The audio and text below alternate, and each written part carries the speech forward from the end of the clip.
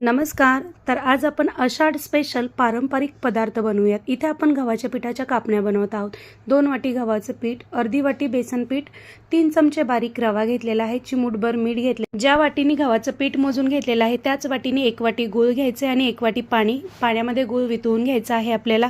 त्यानंतर 3 ते 4 चमचे तूप आपल्याला गरम करून घ्यायचं आहे आणि पिठामध्ये गरम तूप घालून घ्यायचं आहे आणि पीठ मिक्स करून घ्यायचं आहे. सुंठ, बडीशोप, जायफळ आणि वेलचीची पावडर करून घेतलेली आहे, ती घालून घेतलेली आहे आणि गुळाचं पाणी घालून आपल्याला याची घट्टसर कणिक मळून घ्यायची आहे. कणिक मळून एक 5 ते 10 मिनिट अशीच ठेवायची आहे. नंतर याच्या कापण्या करून घ्यायच्या आहेत. एक मोठा उंडा घेतलाय, जशी आपण भाकरी बनवतो ना तशी जाडसर अशी एक चपाती लाटायची, खसखस लावायची आहे आणि आवडीनुसार याचे की नाही आपल्याला आता कापण्या करून घ्यायच्या आहेत. बाजूला गॅसवरती तेल गरम करायला ठेवले आणि मस्त अशा कापण्या तळून घ्यायच्या आहेत.